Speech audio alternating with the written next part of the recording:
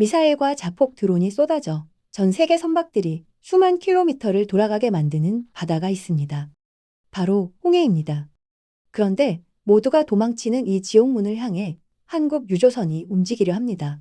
왜 이 배들은 붉은 바다로 스스로 항해하려는 걸까요? 오늘 영상에서는 그 이면에 숨겨진 진짜 이유를 파헤쳐 보겠습니다. 홍해는 지금 유령 항로가 되었습니다. 하루 평균 수백 척이 오가던 이 바다에서 컨테이너선과 유조선의 행렬이 사라졌습니다. 수에즈 운하로 향하던 점들이 일제히 방향을 틀어 아프리카 대륙 남단 희망봉을 돌아가고 있습니다.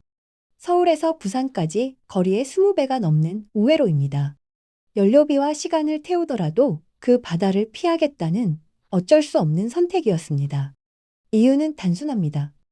홍해가 전쟁터로 변했기 때문입니다. 2023년 말 이스라엘 하마스 전쟁이 터지자 예멘의 후티 반군이 홍해를 지나는 선박들을 향해 무차별 공격을 시작했습니다. 과거 소말리아 해적처럼 소총 들고 배에 올라타는 수준이 아닙니다. 정규군이나 쓸 법한 대함, 탄도미사일과 자폭 드론이 상선을 향해 날아들고 있습니다. 유조선 선체가 뚫리고 컨테이너선 갑판에 화염이 치솟는 영상이 외신을 통해 전 세계로 퍼졌습니다.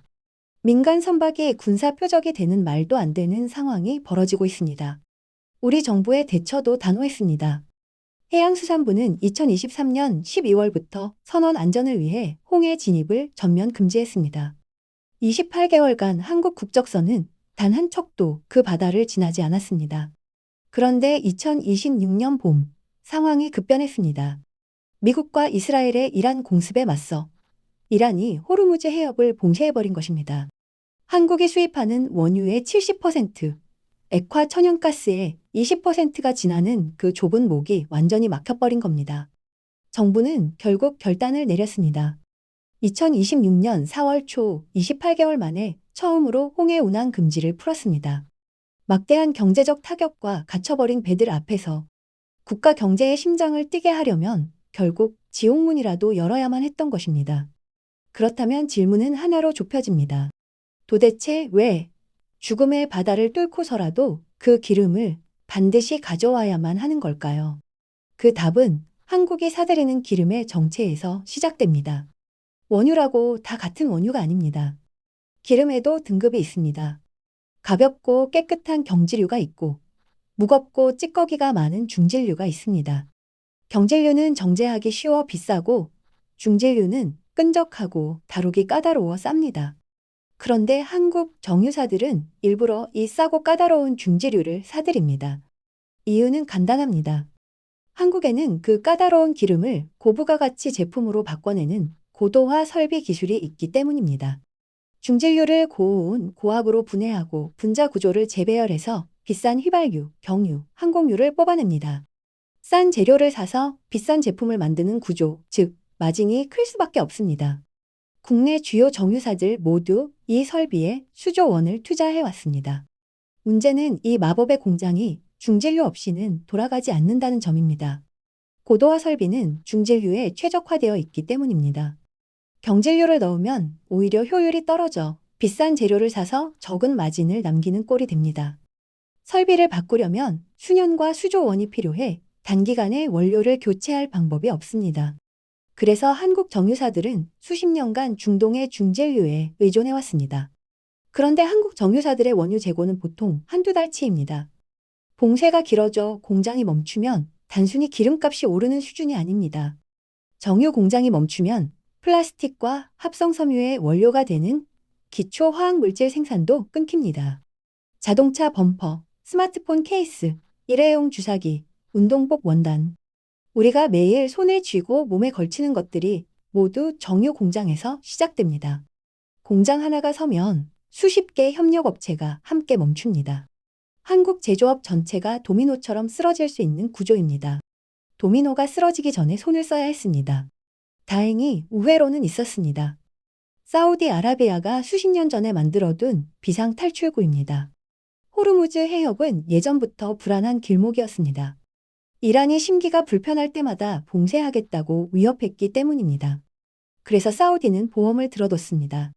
동쪽 유전에서 서쪽 바다까지 사막을 가로질러 1000km짜리 파이프를 묻었습니다. 호르무즈가 막혀도 원유는 이 관을 타고 반대편으로 빠져나갈 수 있게 했습니다. 그 파이프 끝에 있는 항구가 바로 얀부입니다. 사우디 서쪽 홍해 연안의 도시입니다. 평소에는 조용한 항구지만 호르무즈가 막히면 갑자기 세계의 이목이 쏠리는 곳입니다. 한국 정유사들도 당연히 이곳을 떠올렸습니다. 호르무즈로 못 가니 얀부에서 기름을 받아오면 됩니다. 완벽한 플랜 B처럼 보였습니다. 그런데 지도를 한 번만 더 들여다보면 문제가 보입니다. 얀부항은 바로 후티 반군이 미사일을 쏘아대는 홍해 한복판에 있습니다. 앞문이 막혀서 뒷문으로 나가려는데 뒷문 복도에서 연기가 피어오르는 상황인 겁니다. 더 끔찍한 것은 이란과 후티 반군이 같은 시아파 진영으로 연결되어 있다는 점입니다. 이란이 호르무즈를 틀어막자 후티도 홍해 공격을 더 거세게 퍼부었습니다. 우연의 일치가 아니라 연동된 압박이었습니다. 양쪽 출구가 동시에 막히는 최악의 시나리오가 현실이 됐습니다. 그럼 위험하면 돈을 더 주고 외국 배를 빌리면 되지 않느냐고 생각할 수 있습니다. 실제로 처음엔 그랬습니다. 글로벌 위성 항적 데이터를 보면 최근 얀부항에서 매일 98,000배의 기름을 싣고 빠져나오는 유조선들이 포착되는데 이 배들에는 태극기가 없습니다. 한국 정유사들이 울며 겨자 먹기로 빌린 외국 국적 선박들이었습니다. 하지만 이 선택의 대가는 가혹했습니다. 홍해가 화약고로 변하면서 배 빌리는 값이 천정부지로 치솟았습니다. 평소 중동아시아 노선의 장기 계약 운임은 400만에서 500만 달러 수준이었지만 위험을 무릅쓰고 얀부항에 들어가는 외국 선사들이 요구한 단기 운임은 무려 1200달러, 한화로 약 160억 원에 달했습니다. 평소의 3배가 넘는 금액입니다. 여기에 배 한 척당 수백만 달러의 전쟁 보험료가 추가로 붙습니다. 이 미쳐버린 청구서를 정유사들이 버텨낼 재간이 없습니다. 결국 한계에 다다른 정부와 기업은 눈을 돌릴 수밖에 없었습니다. 정유사들은 자사 물량을 실어 나르는 국적 유조선에 눈을 돌렸습니다. 장기 계약으로 묶여있는 한국 선사의 배들입니다. 용선료 협상에서 밀리지 않고 전쟁 보험료 일부는 정부 지원을 기대할 수 있습니다. 무엇보다 외국 선사처럼 거절하고 떠날 수가 없습니다. 같은 나라 기업이고 같은 경제 생태계 안에 있으니까요. 그렇다면 선원들은 어떻게 설득했을까요? 목숨 걸고 가라는 명령이 가능하기는 한 걸까요? 정부가 허락했으니 문제 없다고 생각할 수 있습니다. 외교적 안전장치나 군함의 호의가 있을 거라 기대하기 쉽습니다. 하지만 현실은 냉혹합니다. 이번 홍해 운항 재개는 어떤 외교적 승리도 아니었습니다. 공장을 멈출 수 없는 정부, 원가를 감당할 수 없는 정유사, 그리고 생계를 포기할 수 없는 선원 노조가 맺은 뼈아픈 타협이었습니다. 협상은 이렇게 진행됐습니다. 정유사는 정부에 호소했습니다. 홍해로 가지 않으면 공장이 멈춥니다. 정부는 해양수산부에 지시했습니다. 오해 권고를 풀어라. 하지만 해수부는 선원 안전을 책임지는 부처입니다. 무작정 풀 수 없었습니다. 그래서 조건을 달았습니다. 선원 동의가 있어야 한다. 강제로 보낼 수 없다. 선원 노조는 고민에 빠졌지만 결국 조건부 동의를 했습니다. 그렇다면 군함은요? 청해부대가 호위해주면 되지 않느냐는 질문이 나옵니다. 청해부대는 아덴만에 파견된 한국 해군 부대입니다. 소말리아 해적 대응이 원래 임무입니다. 그런데 지금 홍해에서 날아오는 건 해적의 총알이 아니라 정규 군급 미사일입니다. 군함이 나서서 막으면 어떻게 될까요? 후티를 공격하면 이란이 개입할 수 있습니다. 확전 위험이 너무 커질 수 있고 국가 간 전쟁으로 번질 수 있는 행동을 한국 혼자 결정할 수 없습니다. 결국 청해부대가 해줄 수 있는 건 제한적입니다.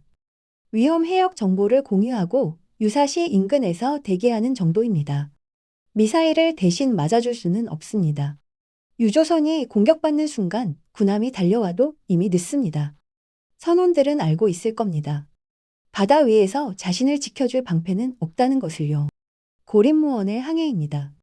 그저 조용히, 무사히 돌아오기를 바랄 뿐입니다. 그들이 가는 이유는 단순합니다. 누군가는 가야 하기 때문입니다. 기름 한 방울 나지 않는 나라가 제조업 강국으로 살아남으려면 누군가는 위험을 무릅써야 합니다. 단 한 건의 사고 없이 모든 선원이 가족 품으로 무사히 돌아오길 응원의 댓글을 남겨주세요. 시청해주셔서 감사드리며 구독과 좋아요 부탁드리겠습니다.